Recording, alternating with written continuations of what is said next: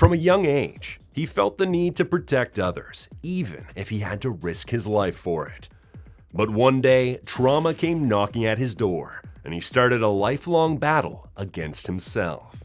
Join me as we dive into Casey Jones' journey of self-control in the 2003 series. Casey Jones had been adapted a few times before the 2003 series, with various degrees of faithfulness to the original.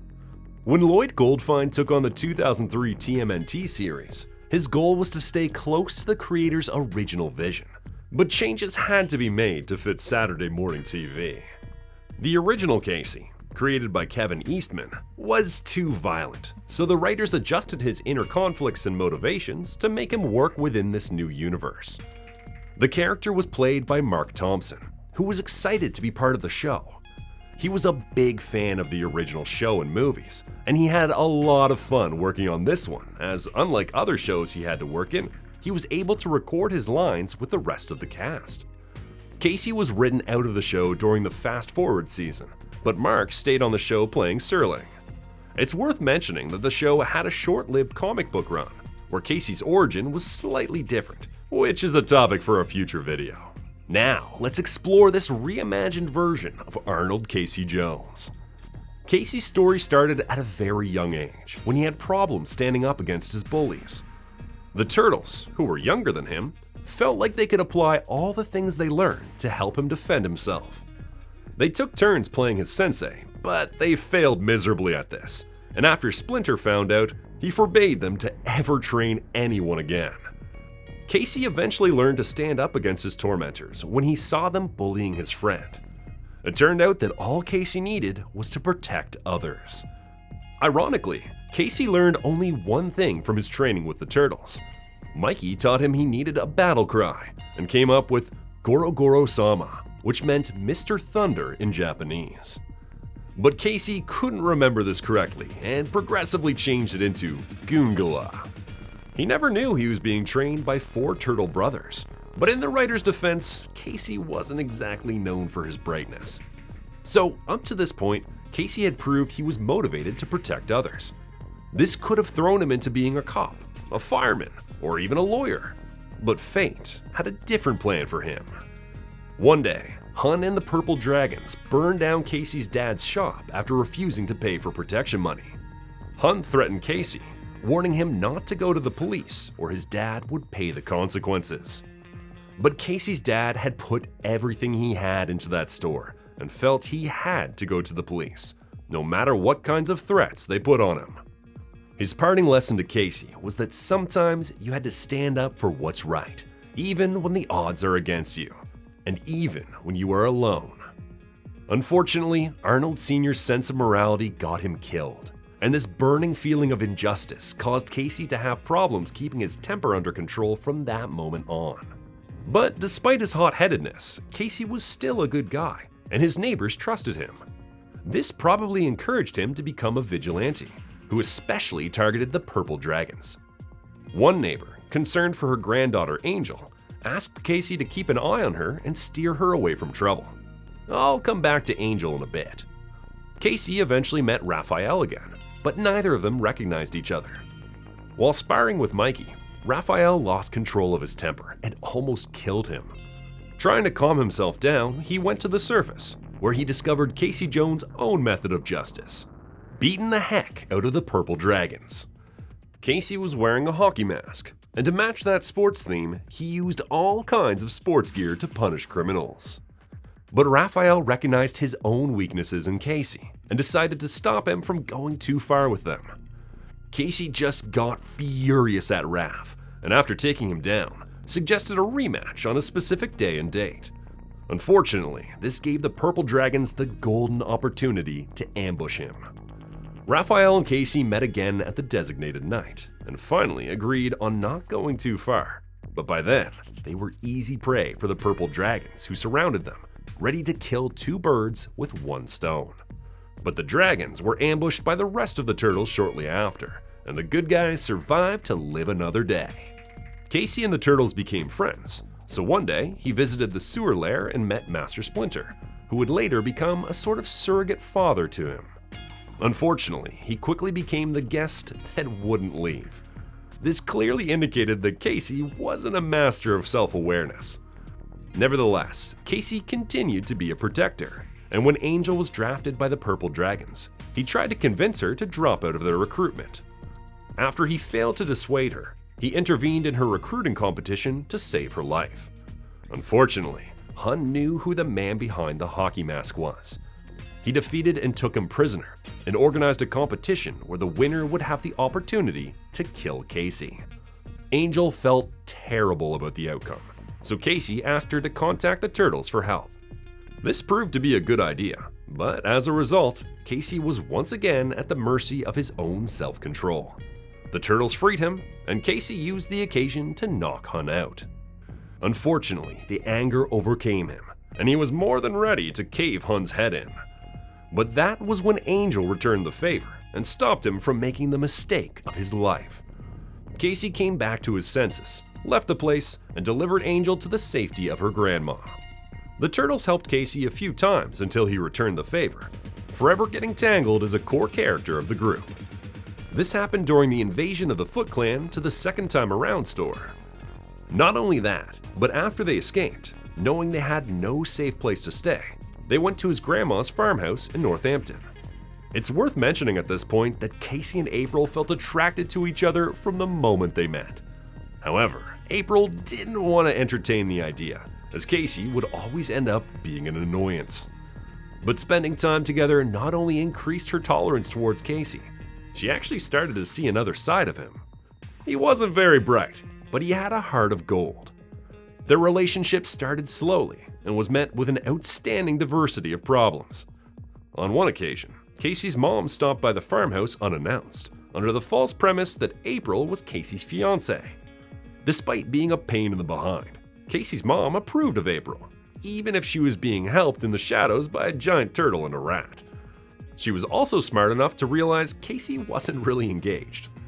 Not all of Casey's relatives were as helpful. While the Turtles and Splinter were recovering from their battle with the Outram Shredder, Casey's troublemaking cousin Sid showed up at the farmhouse. Sid was looking for the loot their grandfather allegedly stashed after robbing a train. He was under pressure because he owed money to the Purple Dragons, who had tracked him down to the farmhouse. Sid, pressured and desperate, put Casey and April in danger. The Purple Dragons held them at gunpoint, forcing Sid to find the missing loot. Despite their injuries, the Turtles managed to take out most of the dragons without being detected. But in the end, Casey and April saved Sid from the dragons' clutches. When the dust settled, they learned the truth. Casey's grandfather had robbed the train, but his grandmother had donated all the money to charities over the years, leaving nothing for Sid to claim. Over time, and thanks to the guiding wisdom of Master Splinter, Casey was able to let April know about his feelings for her, and their relationship became formal. But no matter how much progress he made, his past was still there haunting him, and when Hun started upscaling the Purple Dragons into a proper criminal organization, Casey came in very close to crossing the line. When he had Hun at his mercy, he decided to follow his father's advice and do the right thing, saving Hun's life. Sure, they lost the fight that day. Hun escaped and the Purple Dragons lived to fight another day. But for Casey, it was a personal victory. He had won a far more important battle, the one against his own anger. He went to his father's tomb afterwards and told him he did the right thing, but he wasn't alone. He had good friends fighting by his side. This implied that the discipline of the four brothers and the love of April were enough motivation for Casey not to cross that line. But what would happen if the Turtles suddenly disappeared? Would Casey still be able to stay on the right path? During the year the Turtles went missing, Casey needed something to fill that void, so he joined a karate school. Not only was Master Khan's dojo a front for the Foot Clan, but it was also an elaborate operation to brainwash Casey and use him as a sleeper agent in case the Turtles ever returned. And once they finally did, Casey had no choice but to let Khan know about it. Fortunately, April knew something was off, and after alerting the Turtles, they freed Casey from Khan's control and took down his operation. Ironically, not only was this mission a failure for the clan, but they also trained Casey in karate, making him even more menacing. With the Turtles back, Casey realized it was time to tie the knot with April, so he asked Raph for help finding a good engagement ring. Unfortunately, they got themselves involved in ongoing drama between the owner of the store, Mr. Sun, and the Purple Dragons. Mr. Sun gave Casey a special ring for free, just so that the dragons couldn't get their hands on it. Casey didn't think twice about it, and finally proposed to April, telling her that being a fighter wasn't enough if he didn't have someone to fight for.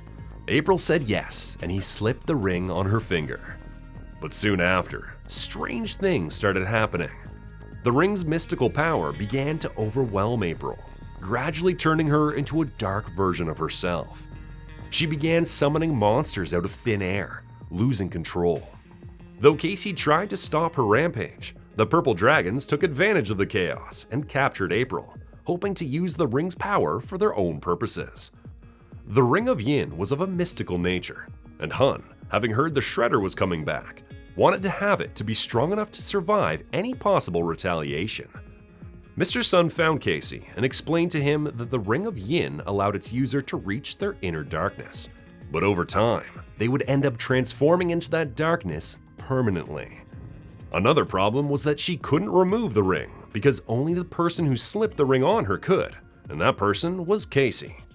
Hun was determined to cut April's finger off in order to get the ring, but that was when April let the darkness take over, and she transformed into a giant monster to escape from the dragons. Hun and Casey rode the flying monster April, trying to remove the ring. They fought over it, but Casey eventually threw Hun off April's arm and successfully removed the ring. Mr. Sun took the ring back and replaced it with a new one that April liked. This meant that the wedding was back on track. Casey and April decided to get married at the farmhouse in Northampton, surrounded by close friends and family. Among the guests were Casey's mom, his cousin Sid, Angel, Professor Honeycutt, and other familiar faces from their adventures. The ceremony was set to take place in the barn, which had been beautifully prepared for the occasion. However, just as everything seemed to be going smoothly, the Foot Clan discovered their location and launched an attack. As if that weren't enough, Casey was wrestling with his own doubts about getting married, questioning whether he was ready for such a big step. The sudden appearance of the Cyber Shredder threw everything into chaos, and the barn came crashing down during the battle. The Turtles and their allies managed to defeat the Cyber Shredder, but the ceremony had to be moved outdoors due to the destruction. In the end, with the chaos behind them, Professor Honeycutt officiated the ceremony. Despite all the interruptions and challenges, Casey and April finally said their vows, officially becoming husband and wife. Given what we know of the future, thanks to the Fast Forward season, April and Casey remained married and had children. In fact, it was their great-grandson Cody who accidentally transported the Turtles 100 years into the future. The 2003 version of Casey Jones offers a fascinating contrast to his original comic book counterpart. In the comics, Casey was portrayed as a darker reflection of Raphael, both struggling with controlling their rage.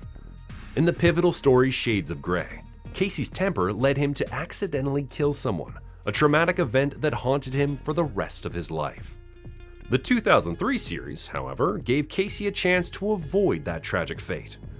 While he constantly battled his anger, his journey was about learning restraint and fighting for what was right, rather than hitting rock bottom and learning from it. Another key difference lies in their motivations. The original Casey was driven primarily by a desire to punish criminals, often fueled by what he saw on TV and perhaps influenced by his early encounter with Hun. The 2003 version, on the other hand, was motivated by something deeper, his desire to protect others. Shaped by his father's teachings and the influence of the Turtles, this Casey was driven by a sense of responsibility and morality, not just the need for vengeance. Do you prefer this version of the character? Or do you think Casey needed to cross the line to learn about self-control? Let me know in the comments. Thanks for watching. See you in the sewers.